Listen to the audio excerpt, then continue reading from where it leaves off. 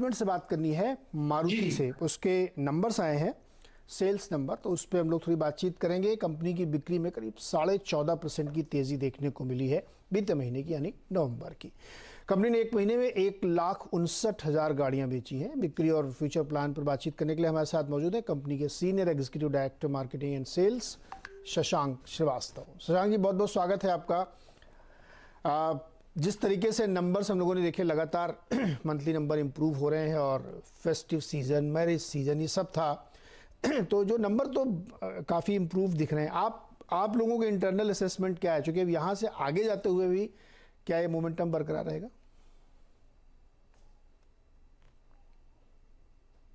देखिए, नवंबर का अगर आप होलसेल नंबर देखें तो 3,22,860 गाड़ियां बिकी हैं।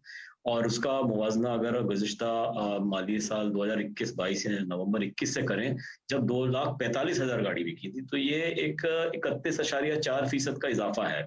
तो इससे और ये अभी तक का सबसे ज्यादा होलसेल नवंबर का है अभी तक। तो दूसरा एक आंकड़ा जो मैं जिसका ध्यान आपका दिलाना चाहूंगा, वो है कि ये लगातार छठा महीना है जब होलसेल इंडस्ट्री में 3 लाख के आंकड़े को पार किया है। इससे ऐसा लग रहा है कि प्री कोविड लेवल से इंडस्ट्री आगे निकल गई है। और एक और बहुत अच्छी चीज जो आपको शायद उसको आपने देखा होगा, वो कि अगर कैलेंडर ईयर में देखें तो जनवरी नवंबर में 35 लाख का आंकड़ा अब नवंबर एंड में पार हो चुका है। और इससे ऐसा लग रहा है कि कैलेंडर ईयर में ये जो सेल है वो 38 लाख के करीब होगी। शशांक जी, आपका चूंकि पोर्टफोलियो में बहुत सारे मॉडल्स हैं गाड़ियां, तो मुझे थोड़ा उसका ब्रेकअप समझना है कि किस किस तरीके की बिक्री कौन से मॉडल्स की रही, और जो नए लॉन्च आपने किए हैं अपग्रेडेड मॉडल ऑल्टो या ब्रेजा का हो, उसमें कैसा रहा? देखिए, अगर आप ओवरऑल नंबर्स की इस महीने की बात करें नवंबर में, तो ऑल्टो के जो आंकड़ा है वो करीब 16,000 के करीब गाड़ियां, और वो इंडस्ट्री की थर्ड हाईएस्ट सेलिंग व्हीकल रही है। और अगर आप वही अर्टिगा की बात करें, 13,800 का आंकड़ा पार किया है। ब्रेजा ने लगभग 12,000 से थोड़ा कम 11,200 के करीब ब्रेजा का आंकड़ा है। तो अच्छा परफॉर्मेंस रहा है और इन गाड़ियों का। और अगर आप अप्रैल नवंबर का जहां तक हवाला दें, तो उसमें 7 जो टॉप 10 मॉडल्स हैं उसमें 7 मारुति सुजुकी के हैं, और पहले 5 मॉडल तो छोटी गाड़ियां हैं, जिसमें वैगन आर, बलिनो, ऑल्टो और स्विफ्ट और नेक्सॉन है। शशांक जी, ऑटो एक्सपो आने वाला है, और ऑटो एक्सपो में हम लोगों को बहुत सारे नए नए मॉडल्स देखने को मिलते हैं अलग अलग कंपनीज के, और फिर लोग इंतज़ार करते हैं उनका। तो इस बार मारुति से क्या उम्मीदें रखनी चाहिए? देखिए, अभी हम अपने जो हमारे प्लान्स हैं, जो मंसूबे हैं इसके ऑटो एक्सपो के, वो अभी हम फाइनलाइज कर रहे हैं। तो इसके बारे में तो कुछ कहना कबले वक्त होगा, लेकिन ये इतना जरूर कहूंगा कि हम बड़े पैमाने पे जो है इसमें पार्टिसिपेट करेंगे। और अब जैसे हमने पिछले सालों में जिस तरह से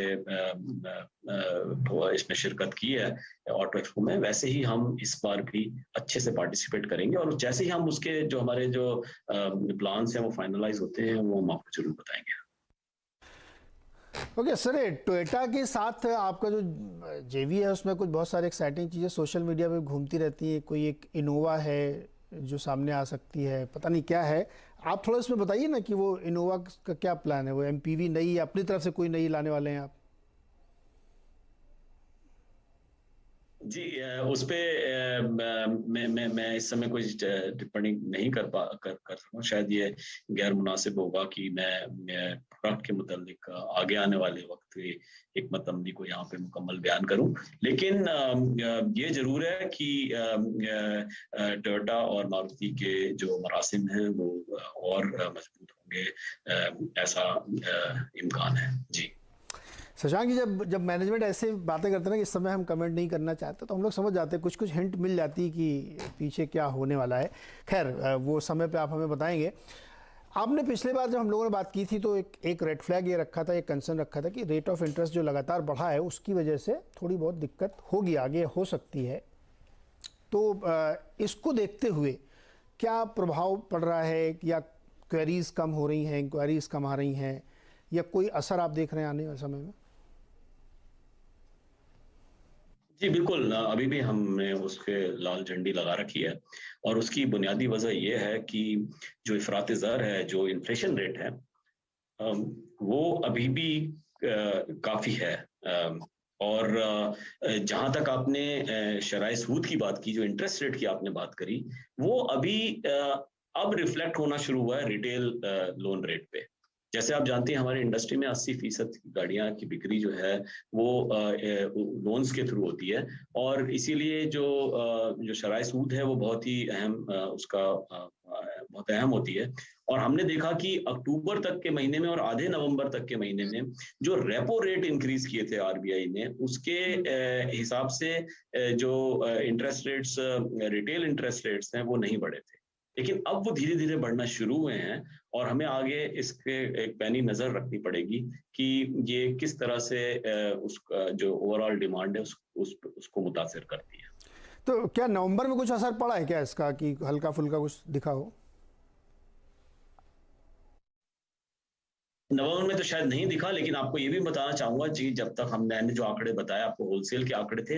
रिटेल इस बार जो है होलसेल से कम हुआ है, 2,75,76,000 के दरमियान हुआ है।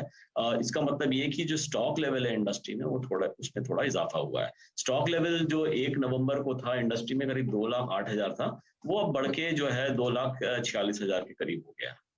तो हमें इस पे नज़र ज़रूर रखनी पड़ेगी। और आगे आने वाले वक्त में हम देखेंगे इसका जो ओवरऑल डिमांड है वो उस पे क्या इफेक्ट होता है।